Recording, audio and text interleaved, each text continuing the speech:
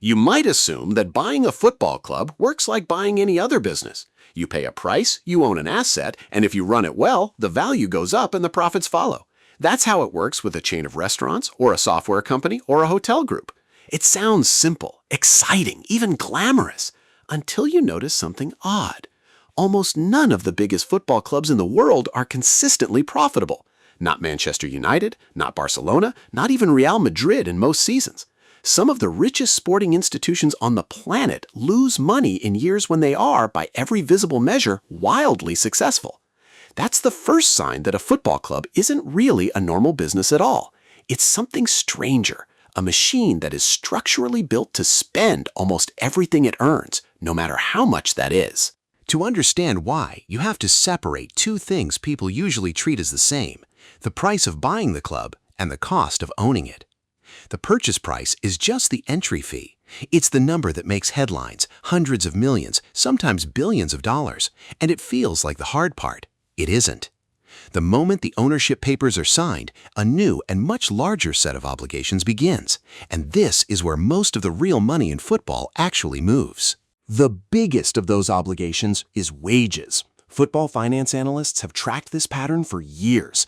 Top-flight clubs routinely spend somewhere between 60 and 90% of their total revenue on player and staff wages alone. Think about what that means. If a club earns $400 million in a season, it might already owe $300 million of that to players before a single euro or dollar goes toward the stadium, the academy, transfer fees, debt payments, or anything else. That ratio, wages as a share of revenue, is the single most important number in football economics, far more revealing than the flashy total revenue figures clubs put in their annual reports. A club can look enormous on paper and still be one bad contract negotiation away from a serious financial problem, because the healthiest looking revenue number can be hiding a wage structure that's already spoken for. So, if wages consume most of the money coming in, where does that money actually come from in the first place? This is where the popular picture of football ownership starts to crack. Most people imagine the fans as the customer, the person buying the ticket, the shirt, the pint at the stadium bar. Matchday income matters, but at the elite level, it's usually the smallest of the three major revenue streams, often less than a fifth of total income for the biggest clubs. Commercial revenue, sponsorships, merchandising, licensing, is bigger, but the largest single stream, especially at the top of the pyramid, is broadcast revenue, the money leagues collect from television and streaming rights and then distribute to clubs. This is the moment the entire picture flips. The fan in the stadium isn't really the primary customer of a modern football club. The broadcaster is. The club's real product isn't the 90 minutes on the pitch, it's the audience that 90 minutes generates, which gets packaged, licensed, and sold to networks and streaming platforms around the world. The stadium atmosphere, the rivalry, the drama, all of that is what makes the broadcast package valuable in the first place. You're not just watching a club chase trophies, you're watching a media company use a football team as its content production division, one that happens to be extremely public, extremely expensive, and impossible to fully control the outcome of. That last part is what makes this business model so unusual and so risky. In most media businesses, you control the content. In football, you don't. You can spend an enormous amount of money assembling a team and still lose. There's no script. That unpredictability isn't a flaw in the system, it's the entire reason people watch. But it also means an owner's biggest expense, player wages and transfer fees, is a bet on outcomes that are only partially within their control. Broadcast money brings its own trap, and it's one that quietly determines the fate of entire clubs. In leagues like the English Premier League, television revenue isn't distributed equally. A large portion is tied to how well a club performs and how often it's shown live, which means success generates more broadcast income, which funds more spending, which, if it works, generates more success. That's the appealing version. But it also means the reverse is true. A club that slips down the table earns less broadcast money, which makes it harder to compete, which makes it more likely to slip further. There is a partial safety net for teams that get relegated, parachute payments, extra broadcast money spread over a few following seasons to soften the blow. But it's temporary, and it has created its own controversy, because it can hand relegated clubs financial firepower that clubs already in the lower divisions can't match. Here's the piece that ties everything together, and it's the part that rarely gets explained clearly. Most of that spending isn't funded purely out of pocket by the owner. It's frequently funded through debt, and this is the counterintuitive part. That debt is often placed on the club itself, not on the individual or investment group that bought it. This is a completely different kind of ownership than most people picture. When you imagine a billionaire buying a football club, you probably imagine them writing a check for the full amount out of their existing fortune. In several of the most consequential ownership deals in football history, that's not what happened. Instead, buyers borrowed a large portion of the purchase price and then transferred that debt onto the football club's own balance sheet. The club, not the buyer, becomes responsible for paying it back with interest out of its future revenue. It's a structure known as a leveraged buyout, and it's common in corporate finance. It's just unusually consequential when the company involved is also a cultural institution that tens of millions of people feel they belong to. Once that debt lands on the club, a chain reaction becomes possible, and it's one of the clearest cause and effect sequences in football economics. Debt has to be serviced. Interest payments come first, before transfers, before stadium upgrades, before almost anything else. Every dollar going toward interest is a dollar not going toward the team or the infrastructure. Reduced investment over enough seasons tends to show up as a competitive decline relative to rivals who aren't carrying the same burden. Competitive decline reduces broadcast prominence and prize money. Reduced income makes the debt harder to service, and the cycle tightens. None of these steps look dramatic in isolation. A mis-signing here, a mid-table finish there, but strung together over years, they add up to something that looks, from the outside, like a sudden crisis, when really it was a slow one, years in the making. The clearest real-world demonstration of this sits in the story of Manchester United. In the early 2000s, United was arguably the most commercially dominant club in world football, freshly triumphant under manager Alex Ferguson, with a global fan base that made it a uniquely valuable commercial property. In 2005, the American Glazer family completed a takeover of the club through a leveraged buyout, financing a large share of the roughly $790 million deal with borrowed money. Crucially, that debt wasn't held personally by the Glazers in a way that put their broader fortune at risk if things went badly. It was loaded onto Manchester United itself. For years afterward, a significant portion of the club's income went towards servicing that debt and associated financing costs, rather than toward the pitch or the stadium. Fan groups and financial analysts who tracked the club's accounts over the following 2 decades put the combined total spent on interest payments, dividends to the owners, and various fees at well over £1 billion by some estimates.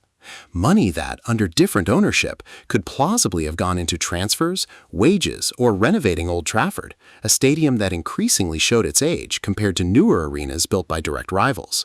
On the pitch, United remained competitive for years on the strength of the squad and management already in place, but the gap between the club's enormous continued revenue and its trophy output, especially after Ferguson's retirement in 2013, became one of the most discussed contradictions in modern football. Fans protested. Green and gold scarves, a nod to the club's original colors before the Glazers' red branding, became a visible symbol of resistance for over a decade.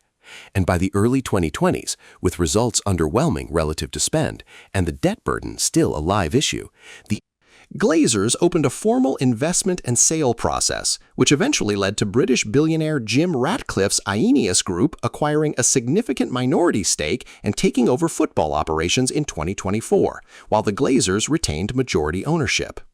It's a rare, extended, and extremely well-documented case of the exact mechanism football finance analysts had warned about, a club whose revenue looked enormous the entire time, while a structural drain, inherited debt, quietly shaped nearly 2 decades of decision-making. That story pushed the football world to adapt, though not always in the direction people expected.